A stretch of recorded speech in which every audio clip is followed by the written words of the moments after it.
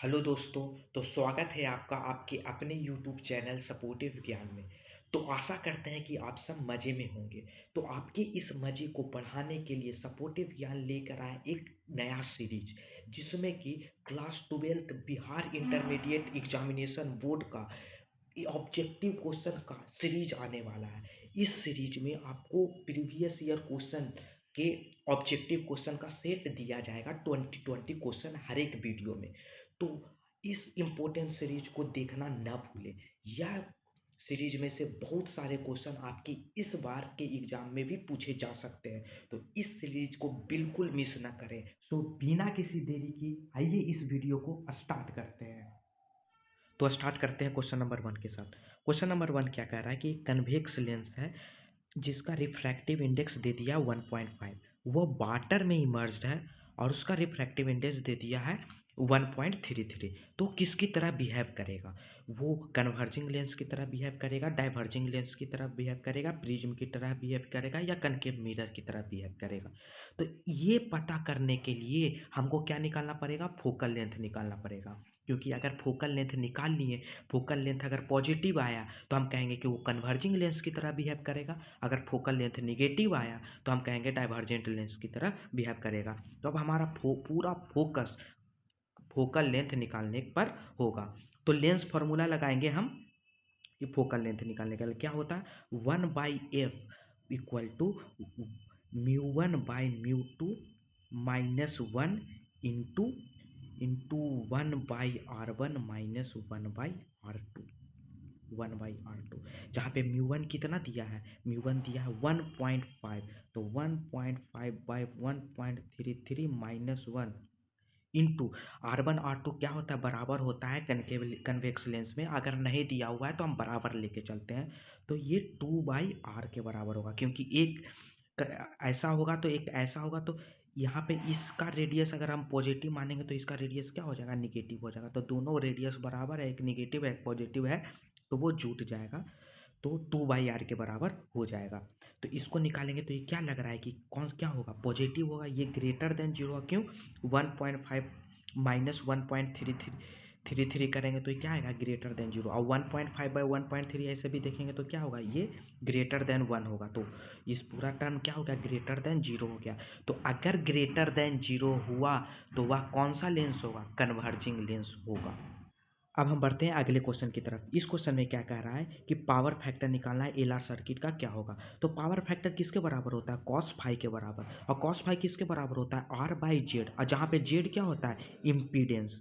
Z क्या होता है? इम्पीडेंस के बराबर होता है। और जेड का क्या फॉर्मूला होता है? जेड का फॉर्मूला होता है √R² प्लस एक्सएल स्क्वायर। किसके लिए? RL सर्किट के लिए। जहाँ पर एक्सएल क्या होता है? इंडक्टिव रिएक्टेंस होता है। वो किसके बराबर होता है? ओमेगा एल के बराबर होता है। तो इसका सही आंसर क्या होगा? R/Z। जेड यानी कि R² प्लस ओमेगा एल का होल स्क्वायर। तो बी आंसर इसका डायरेक्ट आंसर हो गया। अब हम बढ़ते हैं अगले क्वेश्चन की तरफ। इस क्वेश्चन में रेशियो पूछा है किसका? रूट मीन स्क्वायर करेंट का और peak value of alternating current का, दोनों का रेशियो पूछा है। तो हम जानते हैं एक फॉर्मूला क्या होता है? IRMS equal to I0/√2। तो हमको से IRMS/I0 पूछा, तो किसके बराबर होगा? 1/√2 के बराबर। तो 1/√2 बी ऑप्शन है, तो बी ऑप्शन सही हो गया। अब हम बढ़ते हैं अगले क्वेश्चन की तरफ। इस क्वेश्चन में क्या कर रहा है कि डायरेक्शन पूछ रहा है किसका? इलेक्ट्रोमैग्नेटिक वेव का डायरेक्शन पूछ रहा है। तो हम क्या जानते हैं कि जो इलेक्ट्रोमैग्नेटिक वेव होता है वो ई वेक्टर के भी परपेंडिकुलर होता है, ई वेक्टर के भी परपेंडिकुलर होता है, और बी वेक्टर के भी परपेंडिकुलर होता है। और हम वेक्टर में एक कॉन्सेप्ट पढ़े थे कि ए वेक्टर क्रॉस बी वेक्टर ऐसा टर्म है। मान लीजिए सी वेक्टर बराबर ए वेक्टर क्रॉस बी वेक्टर है, तो सी वेक्टर ए वेक्टर के भी परपेंडिकुलर है, बी वेक्टर के भी परपेंडिकुलर है। और यहाँ पे हम क्या बोले? हमको एक ऐसा टर्म चाहिए जो ई वेक्टर और बी वेक्टर दोनों पर परपेंडिकुलर हो। तो वो कौन सा टर्म होगा? दोनों का क्रॉस प्रोडक्ट, मतलब E vector cross B vector. तो ऑप्शन डी सही होगा। अब हम बढ़ते हैं अगले क्वेश्चन की तरफ। इसमें क्या कह रहा है कि लाइट ऊन ऊज इट्स ऊन, ये इसका सही आंसर होता है फ्रीक्वेंसी। सी बराबर क्या होता है? New lambda. तो यहाँ पे अगर फ्रीक्वेंसी बढ़ेगा तो क्या होगा? एनर्जी बढ़ेगा। तो एनर्जी बढ़ेगा तो लाइट का इंटेंसिटी भी बढ़ेगा। तो ये इसका सही आंसर क्या होगा? फ्रीक्वेंसी। अब हम बढ़ते हैं अगले क्वेश्चन की तरफ। इस क्वेश्चन में क्या कर रहा है कि with increase in temperature resistivity of semiconductor क्या होता है? डिक्रीज करता है। अब हम बढ़ते हैं अगले क्वेश्चन की तरफ। इस क्वेश्चन में क्या कह रहा है कि स्टेप अप ट्रांसफार्मर में number of primary coil turn N1 है और नंबर ऑफ सेकेंडरी क्वाइल में टर्न N2 है। तो N1 और N2 में रिलेशनशिप पूछ रहा है कि N1 बड़ा होगा N2 बड़ा होगा, ये दोनों बराबर होगा। तो हम जानते हैं कि स्टेप अप ट्रांसफार्मर में क्या होता है कि सेकेंडरी वोल्टेज बड़ा होता है प्राइमरी वोल्टेज से। ये हमको पता है कि सेकेंडरी वोल्टेज ज़्यादा होता है प्राइमरी वोल्टेज से। सेकेंडरी वोल्टेज ज़्यादा है, इसका मतलब number of turn in secondary coil ज़्यादा है number of turn in primary coil से। तो number of turn in secondary coil ज़्यादा है number of turn in primary coil से। तो NS को रिप्रेजेंट करना, सेकेंडरी क्वाइल को रिप्रेजेंट कर रहा है N2 से, तो N2 ग्रेटर देन N1। तो ये बी ऑप्शन सही हो गया। तो स्टेप अप ट्रांसफार्मर में क्या होता है? सेकेंडरी वोल्टेज ज़्यादा होता है प्राइमरी वोल्टेज से। तो अगर वोल्टेज ज़्यादा तभी होगा जब उसमें नंबर ऑफ टर्न ज़्यादा होगा। तो नंबर ऑफ टर्न किस में ज़्यादा होगा? सेकेंडरी क्वाइल में ज़्यादा होगा, क्योंकि उसमें वोल्टेज ज़्यादा है।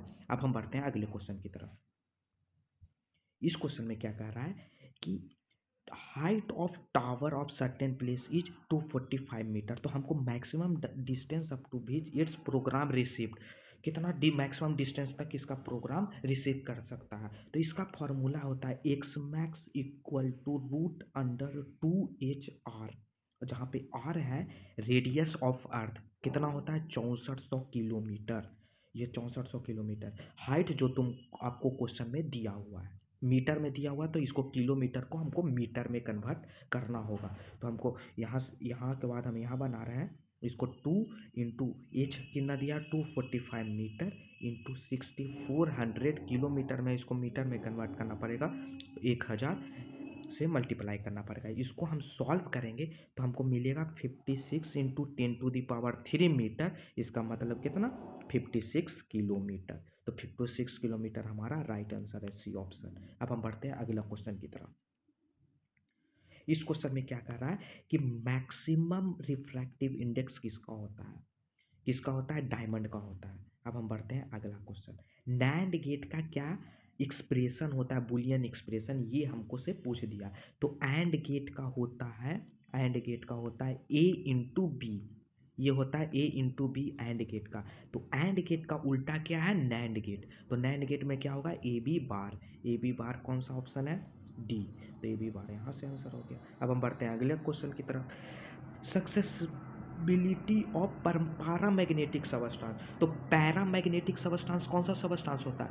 वह सबस्टांस जो मैग्नेटिक फील्ड के प्रेजेंस में सब उसका डोमेन सब एक डायरेक्शन में अलाइन हो जाता है। जैसे ऐसे हम कोई ये पैरामैग्नेटिक सबस्टांस है, तो इसको में हम मैग्नेटिक फील्ड इधर इधर मैग्नेटिक फील्ड दिए, तो ये मैग्नेटिक फील्ड के डायरेक्शन में सारा चीज इसका सारा इधर से अलाइन हो जाएगा। तो इसलिए इसका सक्सेसिबिलिटी क्या होता है? कांस्टेंट होता है। तो आंसर ए सही है। अब हम बढ़ते हैं अगले क्वेश्चन की तरफ। इसमें बार्टलेस कंपोनेंट पूछ रहा है। बार्टलेस कंपोनेंट कैरेंट का क्या होगा? तो हम एक जानते हैं कि ये अगर कैरेंट आई है और इसमें ये फाई है, फेज डिफरेंस फाई है, तो इसका दो कंपोनेंट होगा, एक हॉरिजॉन्टल डायरेक्शन में आई कॉस फाई और वर्टिकल डायरेक्शन में आई साइन फाई। तो आई कॉस फाई वो वोल्टेज के डायरेक्शन में होता है और आई साइन फाई वोल्टेज के कौन सा डायरेक्शन में है? परपेंडिकुलर डायरेक्शन में है। चूंकि आई साइन फाइव वोल्टेज के परपेंडिकुलर डायरेक्शन में है, तो इसका कोई भी इफेक्ट नहीं होता है, इसका कोई भी हमको कंट्रीब्यूशन नहीं मिलता है पावर में। जो सर्किट में पावर जनरेट होता है उसमें आई साइन फाई का कोई भी कंट्रीब्यूशन नहीं होता है। इसलिए हम आई साइन फाई को बार्टलेस कंपोनेंट ऑफ करंट कहते हैं। तो इसका सही आंसर क्या है? सी, आई साइन फाई। अब हम बढ़ते हैं अगले क्वेश्चन की तरफ। सरफेस चार्ज डेंसिटी क्या होता है? तो सरफेस चार्ज डेंसिटी सिग्मा बराबर क्या होता है? Q/A, मतलब charge per unit area. Charge का यूनिट क्या होता है? कूलम्ब। एरिया का यूनिट क्या होता है? Metre square. तो कूलम्ब पर मीटर स्क्वायर, ये ऑप्शन सही है। अब हम बढ़ते हैं अगले क्वेश्चन की तरफ। मैग्नीफायर मैग्नीफाइंग पावर पूछ रहा हो किसके बराबर होता है, minus F naught by F ही के बराबर, सिंपल सा फॉर्मूला है। अब हम बढ़ते हैं अगले क्वेश्चन की तरफ। इसमें पूछ रहा है कि डेविएशन क्या होता है थिन प्रिज्म का, तो ये होता है n-1 इंटू ए। अब हम इसका प्रूफ भी करके दिखाते हैं कि n-1 इंटू ए कैसे होता है। इसका प्रूफ भी कभी कभी 2 नंबर में पूछ देता, बहुत इंपॉर्टेंट क्वेश्चन है, इसका प्रूफ भी 2 नंबर में पूछ देता है। तो आइए इसका प्रूफ देखते हैं कैसे होता है व्हाइट बोर्ड पे। तो let's move to the whiteboard. मानते हैं कि ये एक क्या है, प्रिज्म है। तो प्रिज्म में ये क्या है, इंसिडेंट रे। तो मान लीजिए रिफ्लेक्ट करके ऐसा गया, फिर ये ऐसा गया। इंसिडेंट रे का एंगल क्या होगा, इंसिडेंट एंगल यहाँ पे नॉर्मल है, ये क्या है, नॉर्मल रहा है। तो इंसिडेंट के एंगल, इंसिडेंट रे के साथ जो एंगल बना था उसको क्या, incident angle, angle of incidence कहते हैं। तो ये आई के बराबर हो गया, ये आर के बराबर हो गया। ये रिफ्लेक्ट यहाँ पर भी, ये भी नॉर्मल है, यहाँ पे ये मान लेते हैं कि आर डैश है और ये आई डैश है। तो डेविएशन क्या होगा, रिफ्लेक्टेड रे ये हो गया, इंसिडेंट रे हो गया। तो इन दोनों के बीच में जो एंगल, ये एंगल है, इसी को कहते हैं कि ये डेविएट कर गया है डेल्टा से। तो इनका फॉर्मूला होता है रिफ्रैक्टिव इंडेक्स का, sine A plus delta by 2 upon sine A by 2, ये इसका फॉर्मूला होता है। तो अब जब एंगल बहुत छोटा होता है, अंदर वाला टर्म बहुत छोटा होता है, तो आप लोग पढ़े होंगे साइन थीटा किसके बराबर होता है, थीटा बराबर के बराबर होता है जब थीटा बहुत स्मॉल होता है। तो यहाँ पे साइन थीटा, थीटा की जगह पर ए प्लस डेल्टा बाई 2 है, तो ये किसके बराबर होगा, ए प्लस डेल्टा बाई 2 के बराबर होगा। नीचे ये साइन थीटा है ए बाई 2, तो ये बाई 2 के बराबर होगा।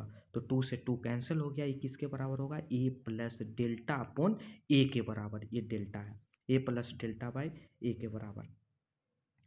अब हम इसको थोड़ा यहाँ पे करते हैं। तो ए प्लस डेल्टा इन किसके बराबर होगा, ए बाई ए कर दिए तो 1 प्लस डेल्टा बाई ए। तो ये क्या हो गया, n-1 इंटू ए बराबर डेल्टा, यही प्रूफ होता है। तो मेजर फॉर्मूला ये था, n बराबर sine A plus delta by 2 upon sine A by 2।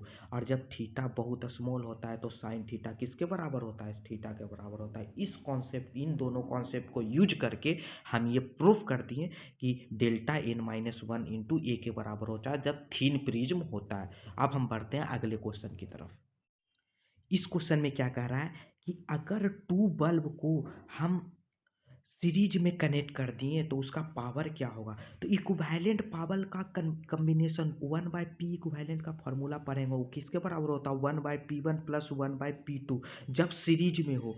तो ये याद रखना है कि रेजिस्टेंस जब पैरेलल में जो फॉर्मूला होता है ना, वो सेम फॉर्मूला जो पावर जब पावर निकालने के लिए जब सीरीज में होता है तो रेजिस्टेंस का पैरेलल वाला फॉर्मूला पावर के सीरीज वाला फार्मूला के बराबर होता है। तो 1/p1 किसके बराबर होगा, 1/60 प्लस 1/40, 1/60 प्लस 1/40 120। तो ये हो जाएगा 2 प्लस 3, 2 प्लस 3 5/120, 1/24, मतलब P इक्विवेलेंट किसके बराबर हो गया, 24 वाट के बराबर हो गया। तो आंसर क्या है, डी। अब हम बढ़ते हैं अगले क्वेश्चन की तरफ। ये क्वेश्चन में क्या कह रहा है कि स्टोर एनर्जी ऑफ कैपेसिटर दे दिया 1 जूल, कितना वोल्टेज भी दे दिया, कितना है 100 वोल्ट का। तो हमको निकालना है कैपेसिटेंस। तो हम स्टोर एनर्जी का फॉर्मूला पोटेंशियल एनर्जी का क्या होता है, U बराबर हाफ सी वी स्क्वायर, ये फॉर्मूला हमको पता है। एनर्जी 1 जूल दे दिया, हाफ सी नहीं पता, भी 100 का होल स्क्वायर है। तो इसको सॉल्व करेंगे तो सी का वैल्यू आ जाएगा 2 इंटू 10⁻⁻4 फैराड, मतलब बी ऑप्शन। तो अब हम बढ़ते हैं अगले क्वेश्चन की तरफ। सिलेंड्रिकल लेंस किससे करेक्ट होता है, तो अस्टिग्मेटिज्म एक बीमारी होता है आई में, उसको हम सिलेंड्रिकल लेंस के साथ सही कर सकते हैं। ठीक है, अब हम बढ़ते हैं अगले क्वेश्चन की तरफ। इस क्वेश्चन में क्या कर रहे हैं कि आइडियल एमीटर का रेजिस्टेंस क्या है। आइडियल है मतलब माना हुआ एमीटर है, माना हुआ एमीटर है मतलब उस एमीटर में रेजिस्टेंस नहीं है, जीरो रेजिस्टेंस है। तो आइडियल एमीटर का रेजिस्टेंस क्या होता है, जीरो होता है। अब हम बढ़ते हैं अगले क्वेश्चन की तरफ। इस क्वेश्चन में क्या कह रहा है कि अर्थ मैग्नेटिक फील्ड BH है, मतलब horizontal component of electric field को रिप्रेजेंट कर रहा। तो ऑसिलेशन है मैग्नेटिक नीडल का ये, तो क्या होता है वो directly proportion N square directly proportion to B H होता है। तो ये इसका करेक्ट आंसर है और ये भी बहुत ही इंपॉर्टेंट क्वेश्चन है, N square directly proportion to B H. तो आज हम क्वेश्चन नंबर 20 तक कर लिए। आगे के लेक्चर, आने वाले लेक्चर में हम आगे का क्वेश्चन करेंगे। तब तक के लिए आप हमारे साथ बने रहिए। Thank you.